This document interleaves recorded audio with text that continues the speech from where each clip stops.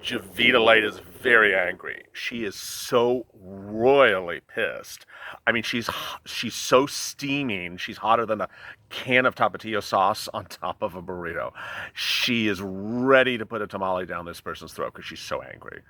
She's more revved up than a Corona Palooza concert in Oklahoma. Boy, I don't know if she's ever going to wear the scarf again. You know, it might be the end of JOVITALATE for good.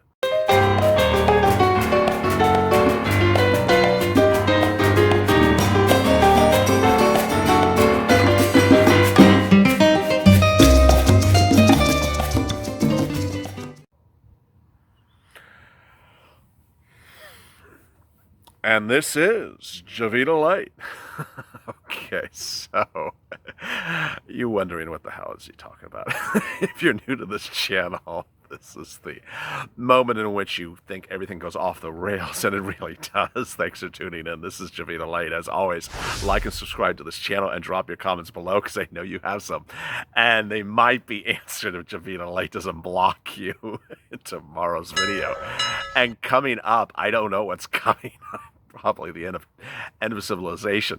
But let me get right to it. This is going to be a little bit of rant, a little bit of raise, and a lot more. If you're new to JOVITALATE, she gives you the rules and regulations in the game of SBA, where the goalpost moves faster than the MLB contract negotiations. JOVITALATE is the ultimate arbiter of how to do things and how not to do things. And when the SBA website went open last Monday, it was the laughing joke of this channel. Because if you're new to this channel, JOVITALATE had appeared before a congressional hearing in the House and had said how wonderful the SBA EIDL process has been, and we were all like, what is she talking about? And she said she was going to reopen the portal, and we're like, yeah, right, like 5 years from now. Well, sure enough, Monday morning, I had to stop everything because then suddenly the portal was open. It was like, okay, honey, you all tricked us and shocked us. And the portal was open, and suddenly everything was working really, really, really well. People were getting grant money within 24 hours. And sure enough, every single sister and their brother and their YouTube's brother and mother was making a channel about how great the EIDL process was. And I was like, I want to take the scarf, put it around your neck, and pull tightly because, hey, you're just jumping on the bandwagon this week and saying the process is good. It's not good. I have viewers who have not gotten EIDL money since March or April.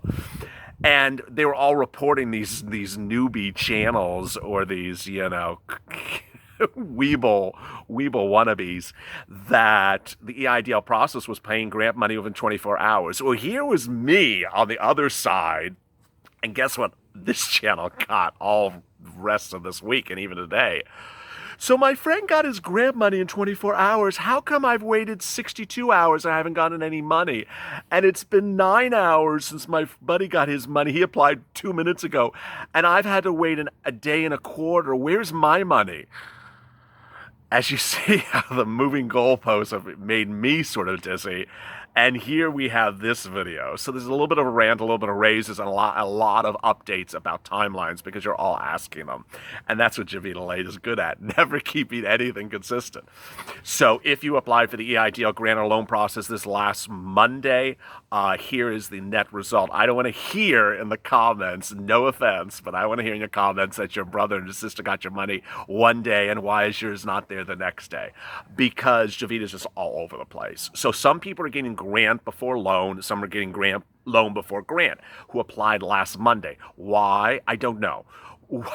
When? I don't know. That's just what's happening this week. If you don't know the EIDL process, things literally change every 2 days, sometimes every 2 hours. When the agricultural portal went open on May, everyone got funded EIDL grant and loan money within 24 hours. That applied on Monday. But by Friday, people who applied on Friday got nothing for 3.5 weeks. So I could sit back and say, I know who's processing these papers and that they only can do 20 an hour. And after the second day, they all pile up and it looks like a bad, back room of Home Depot where all the junk is thrown. And they just sort of like, okay, whatever, let's get to some. I don't know. I don't know why everything gets backlogged suddenly within 2 days. But so if you applied on Thursday for the EIDL grant or Wednesday for the EIDL grant, am I going to sit here and say you're going to get processed in 1 day? No. I mean, you could get processed in 3 months. I don't know know what happens after that. And if you're watching those wonderful clickbait viewers, they're selling you life insurance because you're about to die, or die from watching their horrible purple backgrounds, then you wonder to yourself, wait a second, are you to worry that this person is telling me on Monday everyone got money on Monday and Wednesday, and here it is Friday, I haven't got any money? No, the problem is that those channels don't update you. I do. And what I'm telling you is the following: it just all changes. So don't worry that you may have applied on Tuesday, you haven't heard anything, now it's Monday, or you got grant, you haven't got a loan, you got a loan, you haven't grant. Don't worry. Don't worry. I will tell you when there's a vortex, and the fact that it's a 24-hour waiting time is not a vortex. Vortex is this channel came to fruition because people applied on March 30th or March 31st or April 8th, and they hadn't earned anything for weeks, let alone months, not hours. So there you go. So processing times for new applicants from June, from last week, is just all over the place. And I do not want you to listen to some now outdated video from last week with a tacky purple background that told you're getting money in 24 hours. Please don't. The situation's changing. That's why we do this stuff, and they just sell you life insurance. As to people who applied in May, who were non-agricultural but applied to the agricultural portal, here's an important facet, because I saw it in one of the comments. It's really quite interesting. Those who applied in May are now being treated, as you know, for the non-agricultural people, with the non-agricultural people as of last Monday, the new portal. So if you applied for ag, you were not ag, you're being treated with the new group. Well, I had one viewer who got that denial from May because he was not ag, and he applied when it was ag, agricultural. I'm abbreviating it, ag. It's not another word, it's not some LA lingo. And he got denied because he was not ag. So then what happened was he did a reconsideration because he's watched my reconsideration videos, and now he's in the reconsideration process. I said, oh my God, that's really strange. And so I don't think that might be a unique situation. I think it may have happened with a lot of viewers. So if you applied during the ag period of May and you are not ag and you're somehow in reconsideration, you need to call SBA right away, because they are putting you into the normal applicants now. You should no longer be in denial or reconsideration, whatever you would call it, from the March group. Next, a lot of viewers are asking me what this strange email is. It's the grant. So there's an email that you get from SBA that says, hi, please verify your information for the reconsideration advance. Yeah, I don't buy her scars and I don't write her English. It makes absolutely no sense grammatically. You're not doing a reconsideration of anything. You just filed for the application last week. What are you reconsidering? And what is the advance of the reconsideration? The words don't match. Jovita, where'd you go to? She went to the post office. I shouldn't say that. She doesn't speak very clear English. Whoever writes these portals doesn't really speak very good English either. So that is the invitation to get your grant money. Some of you are taking offense and says, how dare you not ask me to re-verify my information? I just gave you my information on Monday. Where's my grant money? It's only been 4 hours. Why are you asking me to reconfirm it again? I just gave it to you. So that's the way she does things. I can't. Don't take offense to her asking you for more stuff. That's what SBA does. And don't think they're doing it for you because you did something wrong. A lot of viewers are thinking there's something they inherently did wrong, that they're getting this reconfirmed information. I just gave you my information. Why are you asking for my information again? They want you to verify it's correct. So that is that for that grant money. I had one viewer, I read a comment just literally minutes before I sat down here, and it was very disconcerting. I got to share it with you. She said it was it's very emotionally difficult watching the recordings now where I talk about the viewers who applied last week and are getting money within 24 hours or 2 days or 3 days, where she has been waiting since March and has not seen a penny, and she's facing evictions. And she says emotionally trying. I feel for you. I know there are other viewers with you that are having that same problem. Some are having different amounts of problems. Some are having enormous problems. Some viewers have seen nothing through this process of EIDL since March. And in reporting what's happening now, I don't want you to lose faith. I don't want you to lose hope. Every single day, this channel details someone who got out of a vortex, and a very bad vortex. I had ones today that were real estate brokers that finally got approved. I got people who have been with me since day one of this channel and got everything. Got $150,000 loan. I got a $1,000 grant or $2,000 grant. I mean, I personally I think I've recorded 6 videos today, and I remember at least 3 comments already just sitting here of people who were March or early April applicants, had nothing, and they've gotten everything now. So please do not lose hope. And that was one of the things that people really, when this channel launched, if you've been since the very beginning, there was a video I did about 7 days in where I talked about how bad the traffic was. It was plummeting. Then we had gone straight up, straight up, straight up, and then went straight down. It turned out it was the algorithm, by the way. But I said, hey, if you're not tuning in, I won't be back. It wasn't, I didn't say it like that. I didn't threaten anything, but I said I won't be back. And then people said, no, it's not so much also the content you're delivering, it's also the motivation. That a lot of viewers had no one motivating them to call SBA 5 times a week or 10 times a week. No one motivating them to stay on top. No one explaining to them the difficulty of the problem of erupting. No one explaining to them how to navigate through all the problems. And I was doing that, and I didn't realize that that was one of the benefits of the channel to them. I thought the benefits of the channel was just the substance of the information, how to do this and how to do that. No, they said it was also the emotional support and the encouragement and giving people strength. I hear the word strength every single time, every single day in comments, giving them the strength to get through. So I'm sorry if anyone ever feels exhausted, defeated, or annihilated, or at wit's end. Please do not. And please type what you think in the comments. Because believe it or not, typing those comments helps get it out of the system. And believe it or not, when you type those comments, other viewers see it and they respond back to you. The wonderfulness of this community is that unlike Twitter or Facebook or Instagram, where people will tar and feather you if your scarf is the wrong color, here this community is very, very nice. There's only an occasional person that's mean, and I blocked 2 today, and you know who you are. Or maybe you don't know who you are, but your comments will no longer be seen. But, you know, it's a very, very nice community. And so dropping comments helps people share with one another their experiences. I not only mention them on camera, but, you know, other people help you. So that's that. Then here comes my rant. So I have some rant. You can rant. I can rant as well. So here we go. In the second stimulus check videos, I knew, because this is not the first time we've been doing second stimulus check videos. We've done them since day one. But I know that second stimulus check videos bring in a lot of non-EIDL viewers. So these can include some people who are W-2 employees. Someone said, do you get paid by Macy's to keep on mentioning Macy's? No, I'm just using an example. I do not get paid by Macy's. I mean, I would have a better scarf than this if I was.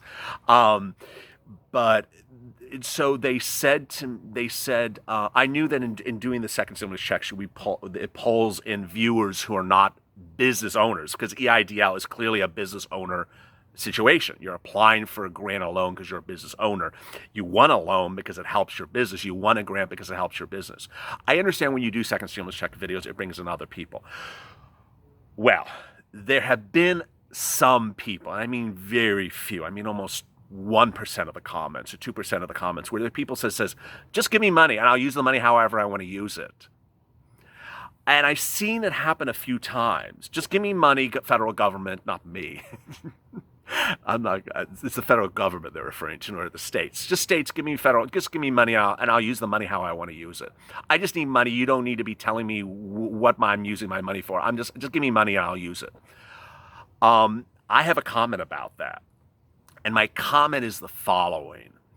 I want you, if you're a viewer of this channel, to be focused on how the politics of stimulus works and how parties view one another. It is currently the landscape that no federal agency really wants to just give you free money for any free purpose that you want to use it for. SBA is a lending institution, ultimately. They want to make money on your loan. They're making 3.75%. That is money that helps, run that organization. The Fed with the Main Street Lending Program, they want to make whatever that LIBOR plus 300 basis points. They want to make money on your instrument. When Democrats, and what you see what I'm doing, I'm trying not to be political in this commentary. When Democrats and Republicans propose second stimulus check packages, they want the money to do certain things for parts of the economy. If you don't like that, then vote your people out of office. So when there is a package that is designed to do something for this part of the economy, they want the money to be working for that purpose. There is very few instances where the federal government wants to say, here's a check, go do what you want to do with the check. And there's some viewers that think that the federal government will ultimately continue to do that for them. I want you as a viewer to focus yourself financially and emotionally to understand that is not going to continue to happen, whether there's a Republican or a Democrat in control. They do not believe that they're going to just continue to give you money for any purpose that you wish them it to be used and for any rhyme or reason, because they just don't. That's just not the way they think. And I'm not defending them. I'm just telling you the situation.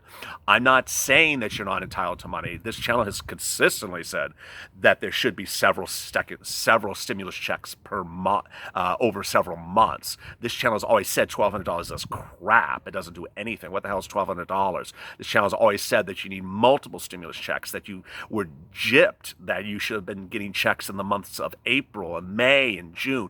That's the position of this channel. So fully understand that I am with you in understanding and voicing your concerns that $1,200 is nothing. But there's some people that jump in the comments and said, hey, just give me money. I'll do what I ever want to do with the money. I want you to understand the federal government doesn't think that way. It doesn't, and it never will. States with unemployment assistance, I want you to understand with unemployment assistance and PUA what the state's mindsets are. States get the unemployment benefits, the money for it, from your employer that pays payroll taxes. That's how the states have that money there. The reason why they're so angry with Uber and Lyft is they don't have that money. Uber and Lyft has not been paying the money to the states because they've classified you as an independent contractor. And so they don't have that money inherently because Uber and Lyft has not been paying it. So when the states pay you these benefits as an Uber and Lyft driver, please understand that your employer, or whatever you call it, Uber and Lyft, has been, as states would allege, cheating the system. States are suing Uber and Lyft because they say we're paying out hundreds of millions of dollars to Uber and Lyft drivers, the viewers of the channel as well, money that we should have had from Uber and Lyft. We don't have it because Uber and Lyft has not been paying payroll taxes.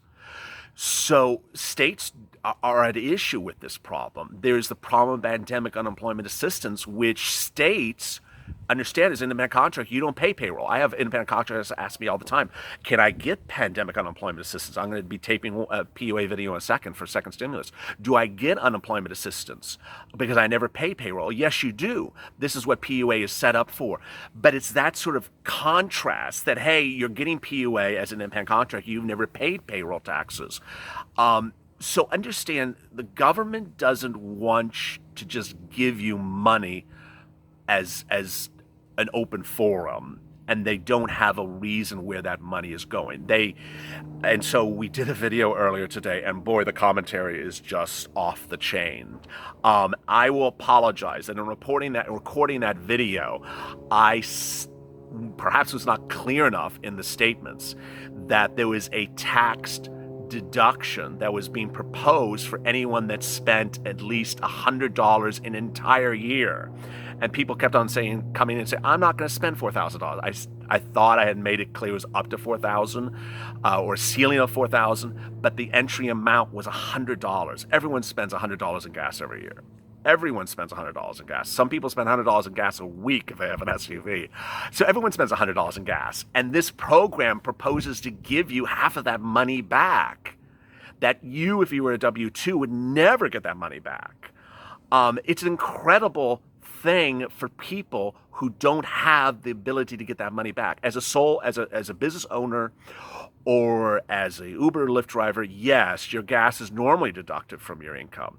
But if you're a W-2 employee that works at Macy's, and I'm being paid by Macy's, you can't get money back for the money you spend on gas. You have to spend money on gas to go to do things. You're going to spend money on gas.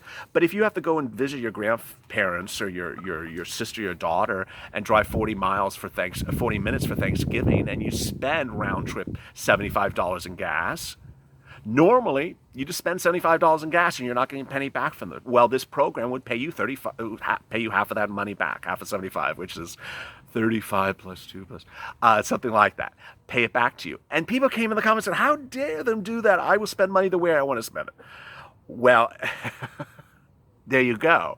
Federal government doesn't inherently want to just give you a check. That was tied to the concept of, getting people back on the road, spending money on gas, spending money on transportation. And if, it is what it is. And so I'm not proposing this legislation. I am not your elected official. And so if you don't like the proposal, don't trash the reporter, please.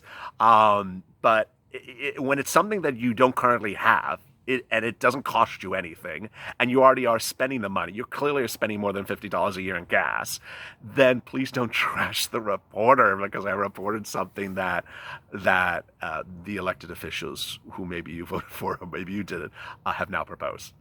So JOVITALATE was supposed to be on holiday, but instead she came back wrapped with a scarf to do a little bit of ranting, a little bit of raving. There is an EIDL video today on Grant. There's one on Loan. For those of you who are my OGs of the DCs and are still stuck, stay with it.